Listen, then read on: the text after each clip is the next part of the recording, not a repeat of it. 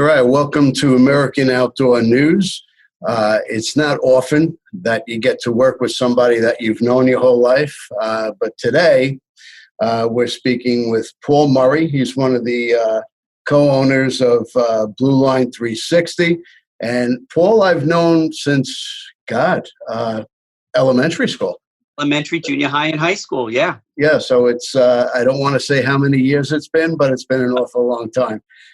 Paul, thanks for having you on American Outdoor News. What's going on? Well, I mean, thanks for having me on. It's so generous of you. This is a great thing you got going here. And things I've done a few things going since the last time I saw you, and you have too. But I am one of the partners in this company that my business partner is a retired law enforcement in Port St. Lucie, and he invented an active shooter alert system. And the way things are right now in the world, and this is an ongoing thing and a popular thing certainly here in Florida. We passed a law, Alyssa's law, which says every school in the state has to have a push button system that goes directly to law enforcement, which our system does. And they passed the same law in New Jersey, so it's going to become very popular. Well, why don't we start by telling people exactly what an active shooter is and where we need something like this. Right. So anybody who's you don't even have to watch the news, but anybody who's an American, and it happens around the world, but our problem is in the schools in America. People are going in and shooting up these schools, and people get in the way of those bullets and die. It happened down here in Parkland. And the challenge with these is the police response. It's not the police, and it's not like that they're no good. They're amazing, and they want to go in and end this ASAP. But it's the response. It's the 911 system. By the time it gets to a policeman, usually it's over. So in Colorado, there were 2 policemen on campus, but they didn't even know about it. The campus was so sprawling, it was happening, and they didn't know. So our system, again, invented by a cop who understands police response. Let me go back for a second and tell you just a quick about Jimmy, and then we can get into the whole thing so we understand who we're dealing with. So Jimmy was the first guy in an active shooter event. And everybody was dead, and the shooter had fled, and that's because 911 just takes too long. So this kind of burned his brain, his whole career, and he got a job as selling and working with alarm systems for homes and businesses. And he took this one alarm panel and figured that you could program cell numbers into it and then call them back. So he found a button that would talk to it, did this whole thing. So with our system, we programmed cell numbers into it. And when someone pushes the button, all those people get a text within 3 seconds. And each button is programmed. So it's basically, and I know you know this from being from where we're from, the 5 W's of what's going down. The local police department would get that, the 2 cops on campus, the whole staff, and then other strategic people in the community. And as simple as it all sounds, there is not a system out there that's like that. So you can basically alert an entire school on this program, saying there's an active shooter on campus, everybody stay in a safe place, lock down, and evacuate, do what they need to do to protect themselves. Exactly. So what we train to do is the run, hide, fight protocols. And so let's say a school teacher on the 2nd floor, and this is after our training that we give to the end users. Mm-hmm. So we bring in the police. So one of the drills we did with one of the schools, and this was a success. The school people didn't quite get it at first. So we have the active shooter system. They have an armed security guard on campus, and we're going to do this drill. The police come in 30 seconds, but the school went on lockdown, and it was a key card. The cops can't get in the building. So the cop joked and said, well, I could have just shot my way in. And they were like, no, that's a new front door. It's bulletproof. So now you've got a security guard walking around with a pistol thinking the cops have his back. and they're not coming. They can't get in the building. So we said, okay. So the principal is amazing there. And she said, okay, how many police cars do you have? It's a very small department. We have 12. Tomorrow you'll have 12 key cards and put them in each car. And this was a success. Nobody's doing this kind of stuff, though. So that's one of the things that puts our company, because Jimmy was a cop, and our system, of course, I'm emotionally involved, but way ahead of the power curve. Well, your background is military. Yes. You were in the Navy for, 6-7 years? I did a 6-year enlistment. Yep. So I joined on a 4-year enlistment, and I volunteered to be in the EOD program, the Navy Bomb Disposal. So I went to dive school, went to EOD school. I was a junior guy in the program, and I did one enlistment. I was stationed in the Philippines and Guam. I went to Desert Storm, and then I didn't re-enlist. So I then stayed in the bomb business, though, as a civilian, and did that for 20 years, all over the world. Yeah. Now that's we all appreciate your service, and coming from where we came from, I'm I think is amazing that what you've accomplished, what you've done. You've been all over the world, and I know you as a little kid. You're right. a little skinny kid. You're not a little skinny kid anymore. Like an old skinny guy. But it's amazing.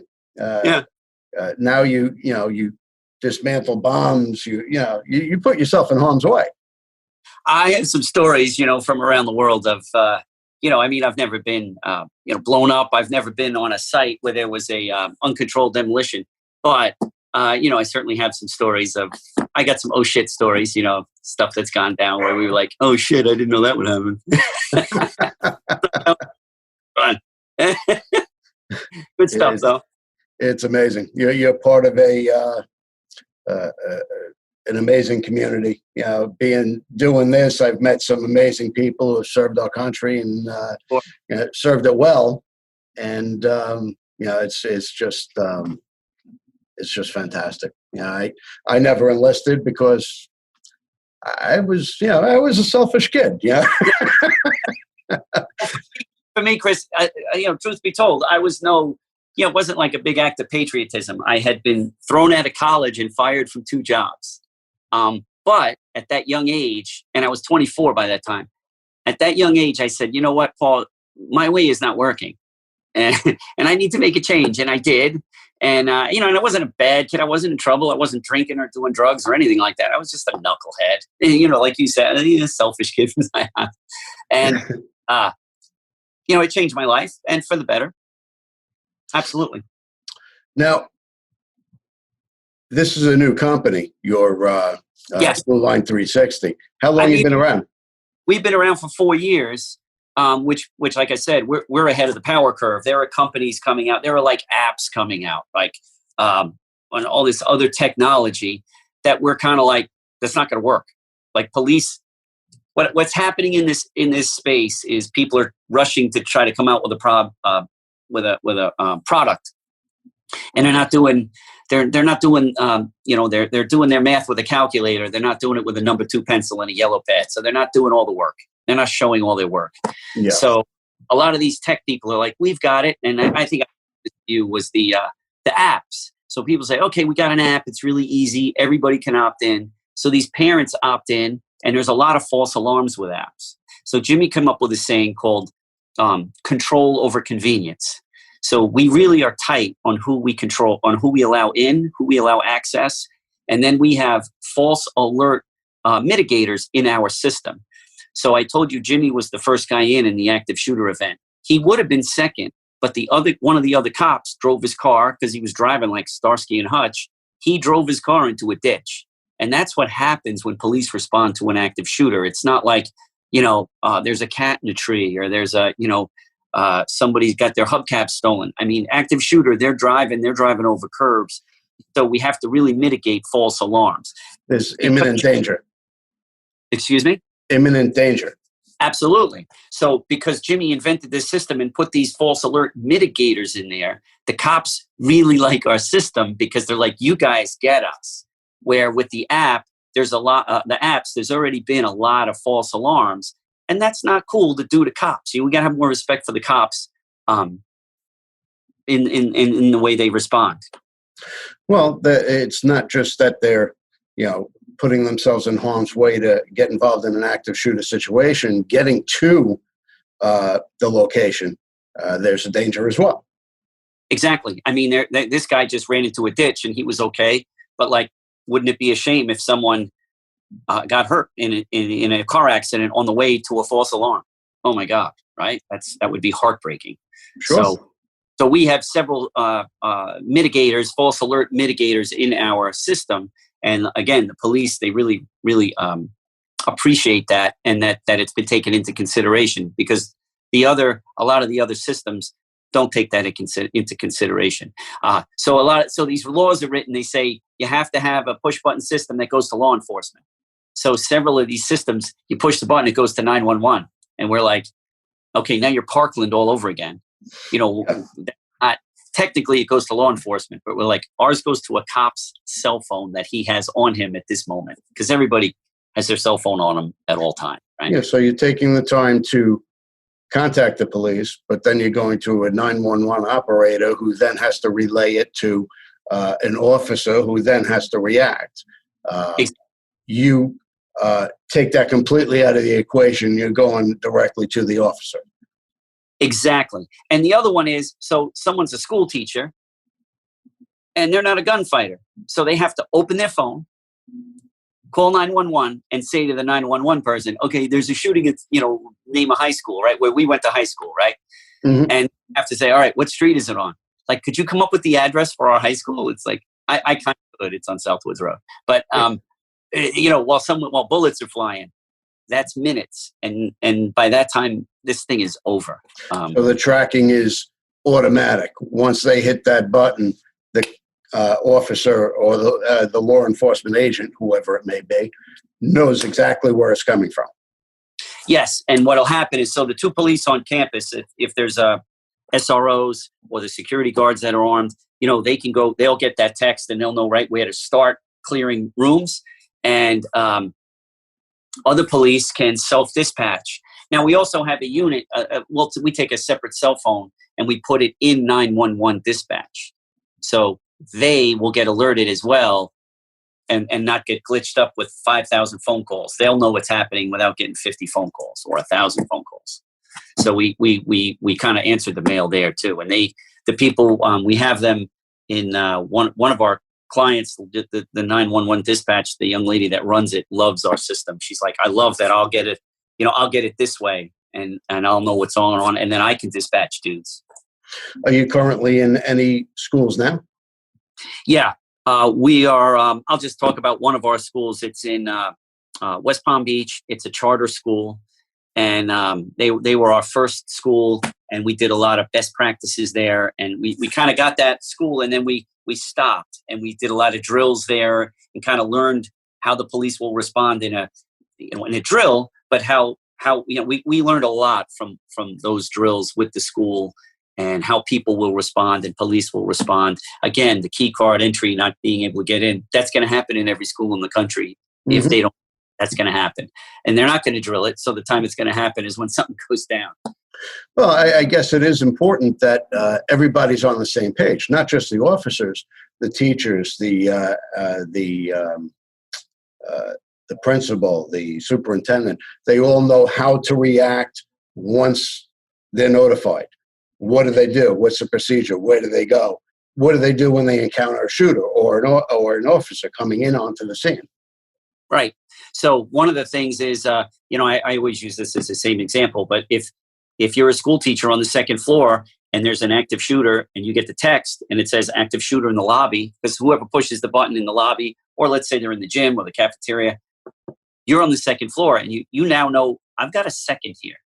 I could stick my head out in the hallway and grab a kid in my classroom, close and lock the door, blind down, get behind a hard corner.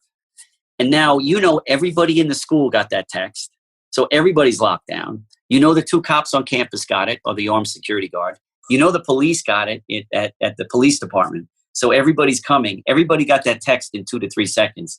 So now you're actually responding to this thing in a positive way and in a strong way and empowering way. And this is going to be over very quickly for the shooter. Amazing. And where can we find this?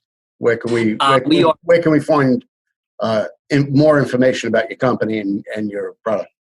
Right. So we're Blueline360.com. Okay, we're going to take a quick break here.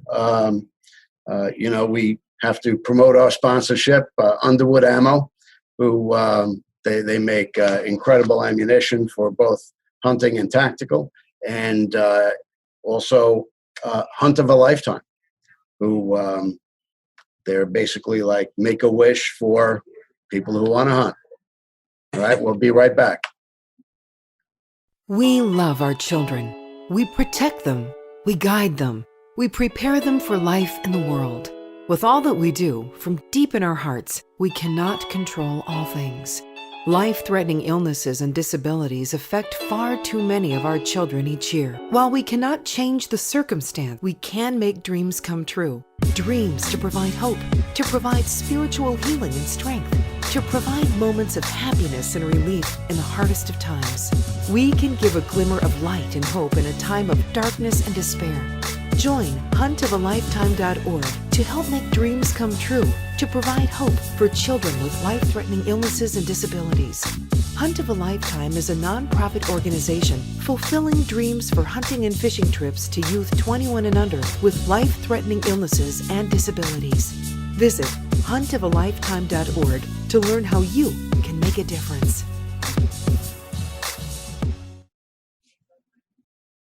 Okay, we're back with Paul Murray, and Paul served our country in the Navy. He was in Desert Storm. He was in diving and salvage, and he was removing unexploded ordnance, among other things, which can be a dangerous situation. Can you tell us a little bit about that, Paul? Yeah. So I joined the Navy to be a diver, and probably, more specifically, this was in the late 80s, to be a SEAL. And nobody knew much about that stuff at the time. So I took the test, the physical test in boot camp, and I had just fought in the New York City Golden Gloves. And then I ran track in college. So the run was easy for me. I was a surfer, so I killed the swim, the push-ups and pull-ups and all that stuff. I weighed 125 pounds. I killed all that stuff. So the instructors in boot camp didn't really see that coming. They just saw this little skinny guy, and they were like, wow. So one of them came up to me, and he was an EOD guy, and he said, bomb disposal. So he said, how do you do any water stuff? And I said, yeah, I surf. And he goes, do you get cold? And I said, yeah, I'm usually the first guy out of the water. I get cold, And he goes, okay, you're going to get cold in buds, in SEAL training, and, you can't fight hypothermia. And I was like, okay, I'm listening. What do you do? And he goes, well, EOD, it's not like a cakewalk. You go to dive school, you go to EOD school, you blow shit up, you shoot guns, you do all this cool stuff. But, it's not buds. And I was like, okay, I'll do that. So someone said to me later in life, I never even thought about it. They're like, so your whole career is based on you didn't want to get cold. And I was like, yeah, that's true. So I went through dive school, and I went through EOD school, and I got stationed in the Philippines. And that was a great unit there. We did a lot of really cool operational things, a lot of good traveling, a lot of good exercises with other countries, and Thailand and Indonesia. And I got to surf in Bali, which was, amazing. But pretty cool. Yeah, it was pretty cool. And I went to Desert Storm. I was on a 5-6-man team in Desert Storm, and our boss was a warrant officer. So he was a very experienced officer. And because of him, our team did a lot of cool things, because all the leadership understood that our boss had a lot of experience. So that was pretty cool. So because of him, and we were a good team, but because of him, I rode his coattails into a bunch of very cool operations during Desert Storm. We were tasked with a lot of Iraqi sea mines floated ashore. So there was one day we blew up all these sea mines along the beach in Kuwait. And it was very cool. It was a lot of good experience. So he was your Robert Duvall? What do you want to do, sailor? You want to surf or fight? Yeah, he was like this hard ass from Texas, and he was very like one of the most mechanically inclined people I'd ever met. And I'm like, I mean, not even in this guy's realm. I mean, I can turn a wrench, but this guy was forget about it. And I really learned a lot from him. But there was definitely conflict because I was like, from Long Island in New York, and I was a bit of a smart ass, and he was like a hard ass Texan. So we didn't have a lot in common, but I thought we worked well together. And, we still talk every now and again. He's a good guy. He's a good guy, good person. That's great. So now this segues into another project you're working on, which is potentially a new TV show. Yes. Removing unexploded ordnance all over the world, which can be just about anywhere, Middle East, Vietnam,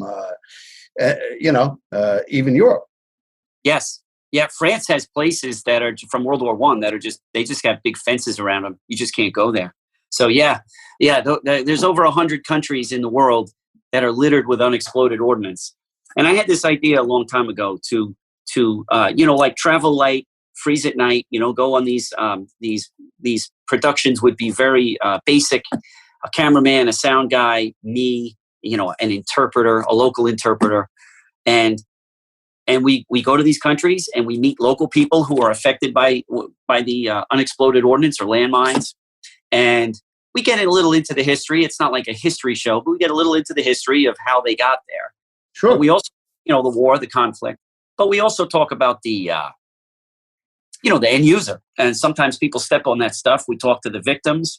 But it's not all gloom and doom. A lot of these places are still thriving in spite of this. And it's incredible the resilience of the people that live in these places. I mean, imagine you and I growing up and saying, we want to go to Willits to play, ultimate frisbee or something.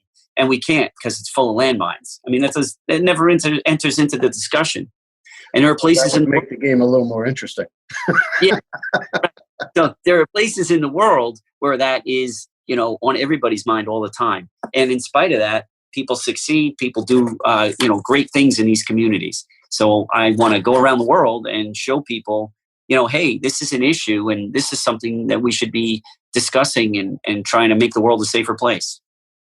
Yeah, you see it, throughout, Vietnam, Cambodia, Southeast Asia, where, there are people without limbs because they stepped on a mine or something. Yeah. Something got tripped.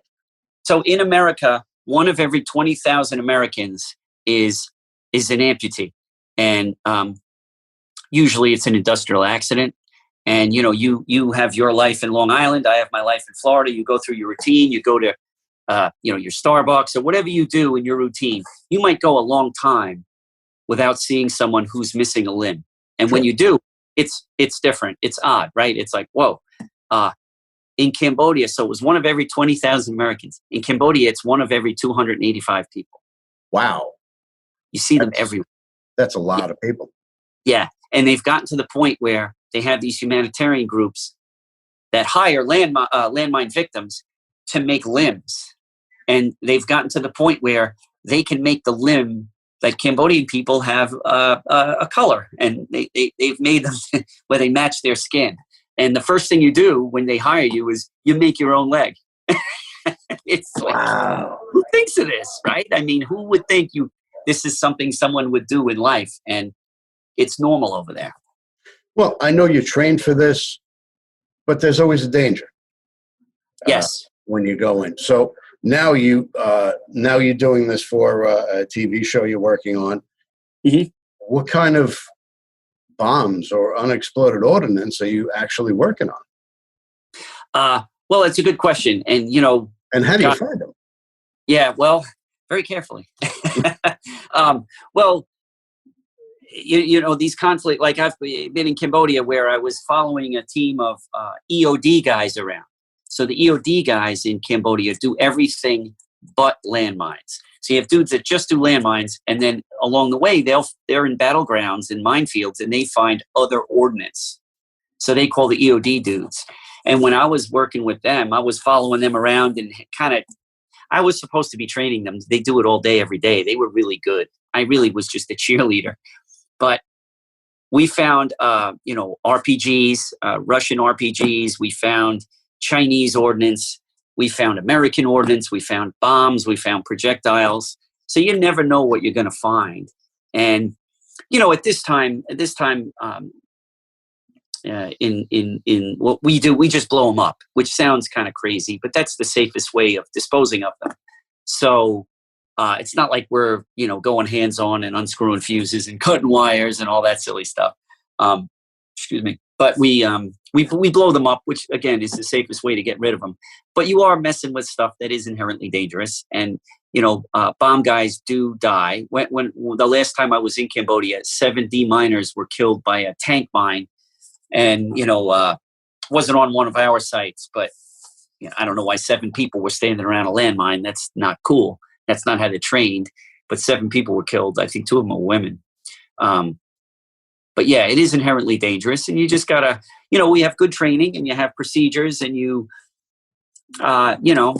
use your training and experience, and you better know what you're looking at. You don't pick something up unless you know how it works. That's good rule to follow. Yep. All right. Now, I know the show is work in progress. What is it? What do you think it's going to be called, or what are you working on as far as names? Yeah, that's a good question. And, I'm open to suggestions, Chris, because you're a good idea guy. Right now, the working title is Bombs Away, which is a little obvious. But my executive producer, who is Chris Noble, who's another Syosset guy, he's very highly decorated guy and as an executive producer, a filmmaker. And we hooked up with these 3 young ladies through the UN, and they were going through bomb disposal school. They're civilians. They were going through the bomb disposal school with the Danish military. So they're hired by the UN, and the UN gave us access to go to the Danish bomb disposal school to cover the girls. And I was chatting with them, and one of them, Lena, she's Colombian. And I was talking about women, and there's not a lot of women in demining and unexploded ordnance, but they're, getting it. There's no heavy lifting involved. Like, why can't women be good at this? And she said, yeah, I feel like we're clearing the path for other women. And I said to Chris, I was like, hey, Chris, did you hear what she just said? And he didn't. He missed it. And I was like, she just said that she feels like she's clearing the path for other women. And like, oh my God, I think Clearing the Path could be a great name for the show. And he was like, oh my God. I said, well, she's mic'd up. So we captured it. But I thought that was a great name. And I like that it came from her. We've got a lot of people in Hollywood, and, they want to get their thumbprint on it and come up with a name, whether it be good or bad. And I like that name and then how it came about. That's my idea. We'll see. I kind of like both of them. Yeah, So, thanks. Well, the fun, I'm the star of the show, and the show is my idea. And I have very little say on what goes on. I'm used to that now. That's okay. Now you just got to figure a way to combine the show with your company. Yes. Yeah, that would be amazing. We got to figure that one out. Haven't done that yet. That's a work in progress. Yeah. All right. Well, I appreciate you taking the time to speak to us today. And it's great catching up with you, because I never knew you fought Golden Gloves and, some of the other things. I lost in the semifinals. The semifinals were in the Felt Forum. Like, I fought in Madison Square Garden. How crazy is it? Wow, that's great. and then when I ran track at Maryland, I ran in the Melrose Games in Madison Square Garden. I didn't know that either. That's crazy, huh? I never do anything in the Madison Square Garden except buy a ticket and watch a Ranger game or something. But it's pretty cool. Or a concert. Yeah. Billy Joel concert or something. Yep. Well, great seeing you, Chris, and thanks for catching up. And you're very generous of you to have me on your show. Thank you very much. Friends got to help friends. It don't matter how long you haven't seen each other. You're always friends. I'll tell you what, I love it. Great seeing you. And tell everyone I said hey. Will do. Same here. All right. Thanks again. And go to, what's your site again? Blueline360.com. Okay. Definitely check it out. And thanks again. And that's our show for today. Thanks again for watching our American Outdoor News podcast. You could always go to AmericanOutdoorNews.com for more great interviews and stories. And remember, whether you're hunting the plains of Africa, hiking the Appalachian Trail, or fishing the Sea of Cortez, American Outdoor News has it covered. Thanks again.